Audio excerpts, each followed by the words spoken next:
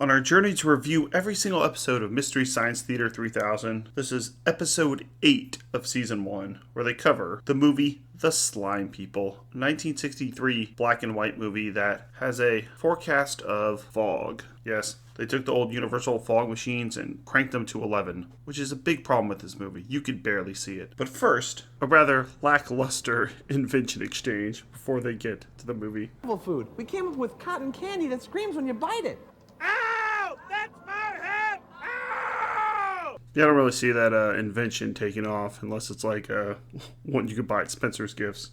Just Spencer's Gifts. And since The Slime People is only 76 minutes long, we also get the short of Commander Cody, Radarman from the Moon, which I'm starting to grow a little weary of. I defended them at first, where there was a lot more action, but they're obviously padding these things out. And I can see the cancellation of Radarman from the Moon coming shortly. Republic Pictures did a total of 12 serials of Radar Men from the Moon, usually lasting around 13 minutes each, and we're already on serial 6. After season 1, they actually drop Radar Men from the Moon and start doing other shorts. These short serials are also in the public domain. Another reason Mystery Science Theater is playing it, because they are free. Anyone can play these. I can play these. You can play these. Your dog can play these. The only answer is right for $200. Commander Cody thinks that maybe... Oh, finally I come in and you two aren't fighting anybody. Hey, how convenient. Everybody dance. They're all short order crooks. Gentlemen, I can seat you immediately. You'd like that to go. Right in the Salisbury steak. After the very unscience fiction outing of Radar Men from the Moon, we finally get to the real movie, The Slime People, a horror movie, quote-unquote, from 1963, that actually has a good-looking monster, though you almost never see it. And this was a chore for the Mystery Science Theater crew to get through, because there's just many minutes throughout this movie where you can't see anything. I'll show some footage of what it looks like. This is not a still image, this is a video, and yet it just looks like a still image. I mean, there's so much fog, you can't see what's going on, and they really struggle with this one. There's a few good jokes in here, but overall, this is one of the weaker outings from season 1. And of course, if we look at the production of this movie, it was troubled. You can tell. It just has that troubled movie look. So it says here, filming began in January 1962 at the KTTV television studio. The film ran out of money after 9 days of shooting. Awesome, 9 days of shooting. The cast completed the film without pay. Additional sequences were shot at San Fernando Airport, which they make some good airport jokes. I'll play in a second. LAX just isn't the same anymore. Well, not since Braniff moved out. Our name is Brennan, and we fly to over 50 major cities in the U.S., 9 countries in South America. I'll be honest, when I looked this up, I expected like some corny, like 80s commercial, but they put a ton of effort into this one. They're literally traveling to locations, showing you where their airlines travel to. This isn't no green screen nonsense. Dude, Braniff rules, bring it back. Oh, I was too young to fly on Braniff, but great joke by Crow. R.I.P. Braniff.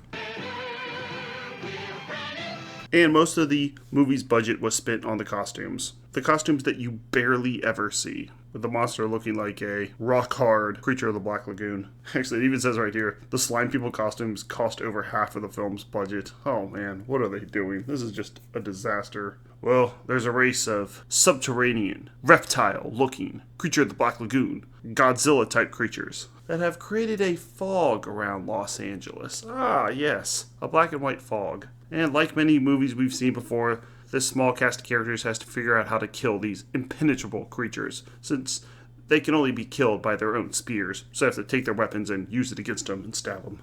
But let's go to some of the funny jokes that Mystery Science Theater makes, so I don't talk about this movie anymore. As soon as he can get to a phone, he'll have the cops on our trail. The Bunny Trail.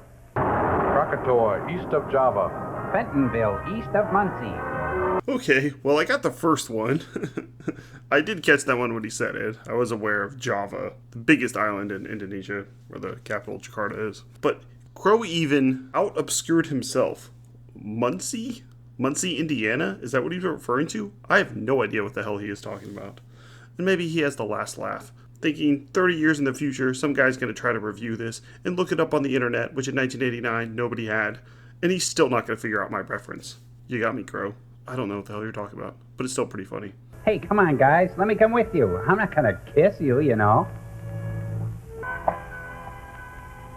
Hey, nice cups. Look over there. Oh, God, it's the Watts district. Now. Yes, most of the jokes I'm choosing come from Crow. He's a boob joke as she's pointing at the audience and taking some cups from the cupboard, and then ends it with a harsh Watts joke. Wow. Should I get into the Watts riots of the 1960s that stemmed from an episode of police brutality? Then people started burning things down, and 34 people were killed, 1,000 injuries, 4,000 arrests, and 40 million in property damage. Crow, you're a bad man. You're being sent to sensitivity training. But I liked it. Those segments in this one are a bit uninspired. They end the episode with reading another letter from a fan, this one a 14-year-old girl, and I can't quite tell when Joel's reading these letters if he's just doing it because they're intentionally bad, or this can't be the only mail they got. They must have had someone who actually has some real questions, but here's her letter. It's from Sarah McCall from North Carolina. She writes, Dear MST3K, I'm 14 years old. I love MST3K. It's so good. I love the ad-libs, MST3K. Anytime till it goes off. That's hopeful. Boy. The MST3000 Fan Club, P.O. Box 5325. It was kind of funny the first time when they had like a 10-year-old. It's like, this is what Crow looks like, and it's just like a stick figure. But this is getting a little old. It's like, maybe we could get some actual questions or something for Joel to answer, or who's hit puberty asking questions. I don't know. This does have a hometowny, nice vibe to it, I guess, but I would prefer not to read letters from children. Maybe that's who was watching it back in the day. I don't know. Okay, so in honor of Mystery Science Theater 3000, I wrote my own letter. This is the way a letter should be written. It says, Hey, Joel and team. Love. Oh, it's probably Taylor Swift. Eventually this is going to be like a studio thingamajigger. Like, cut to here and I'll talk and blah, blah, blah. Anyways. Hey, Joel and team. Love the show. Keep it up and never, underlined, leave the show, Joel. Just letting them know. How did you build the robots? That'll be my first question. And then they can like cut to each other and be like, oh, we're not actually robots. What have the scientists learned so far? Question mark.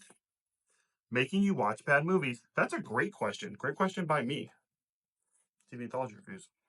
What have they learned? They're making him watch bad movies, but they're supposed to be like monitoring his mind. That's what the theme song says. But what are they learning? And I say, has this experiment helped cure cancer or anything useful? Like, what are they getting from this?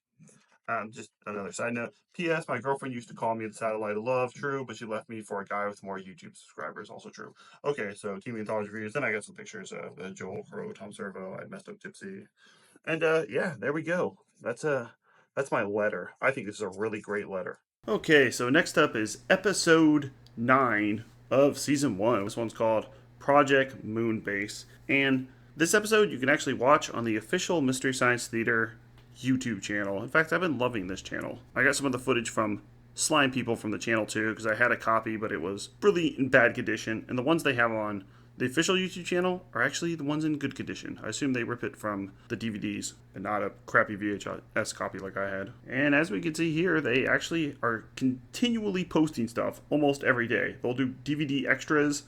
They'll post full episodes. They'll do this one with Robot Holocaust, which I'm going to cover pretty soon, where they have the DVD extras plus the full video. They got a lot of crazy stuff on there. So I'm loving this channel, and it's really helping me in my journey. So yeah, check that one out. And it's the official channel, so it's actually legal. So it goes to Mystery Science Theater crew, I assume, whoever owns the rights to it. And check out our playlist for all episodes of Mystery Science Theater 3000, of course. And we're also covering Tales from the Dark Side, every single episode. We already did Fear Itself, all episodes. Monsters, all episodes. Cowboy Bebop, and we're working our way through Black Mirror, where we're going to cover every episode.